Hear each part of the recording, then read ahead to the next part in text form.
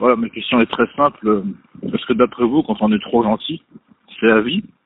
Ou est-ce qu'en se faisant violence, ça se corrige? Voilà. Moi, ça me pourrit la vie. Et voilà, prenez soin de vous, loin de tous ces pharisiens. Et vous êtes un exemple. Merci pour tout. Oui, ça c'est une bonne question parce que contrairement à ce que ma légende noire fait circuler, moi je suis profondément un gentil au départ et tous mes problèmes sont venus de ma gentillesse.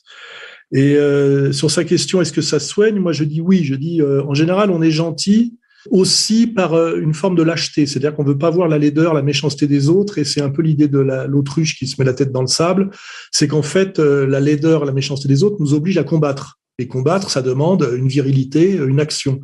Et souvent, on est gentil, bon déjà par une nature sans doute, mais si on reste gentil au-delà du raisonnable, du fonctionnel, c'est pas seulement parce qu'on est gentil, c'est aussi parfois parce qu'on est un peu lâche. On ne veut pas voir. D'ailleurs, moi, je le dis honnêtement, Cardet, par exemple, j'ai identifié assez vite qu'il y avait quelque chose qui allait pas chez lui. Et je me suis dit bon, il est sympa, tout ça, ça va bien, c'est pas grave, parce que sinon il aurait fallu que je prenne le dossier en main, que je combatte, que je me fâche, et se fâcher, c'est rentrer dans des zones qui demandent effectivement de la dureté, de l'énergie et du courage. Hein. Il faut un certain courage pour être méchant, d'une certaine manière. Hein.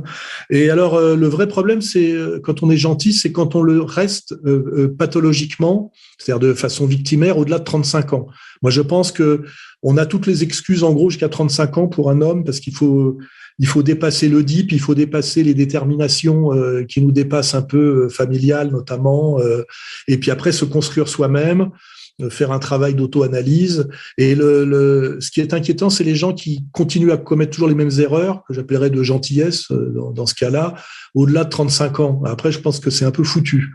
Donc on a l'excuse d'être gentil contre ses propres intérêts, parce que moi je pense que c'est très bien d'être gentil, parce que c'est être généreux, c'est être ouvert, c'est fondamental. Mais il faut être un gentil qui se soigne. Il faut ajouter à la gentillesse fondamentale la virilité du sens du combat. Il est normal que les méchants soient punis.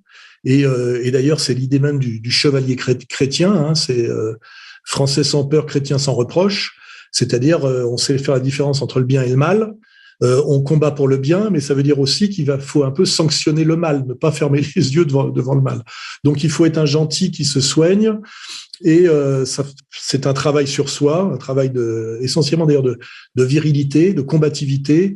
Et je vous dis, les gens qui restent pathologiquement gentils au-delà de 35 ans, c'est malheureusement, ça confine je dirais à la bêtise et à la faiblesse. Donc voilà, donc, je dirais ça. Moi, je suis un gentil. Il a fallu que je me soigne. Je l'ai fait.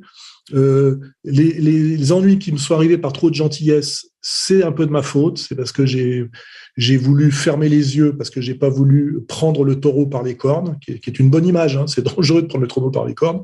On risque des coups de corne, quoi. Hein.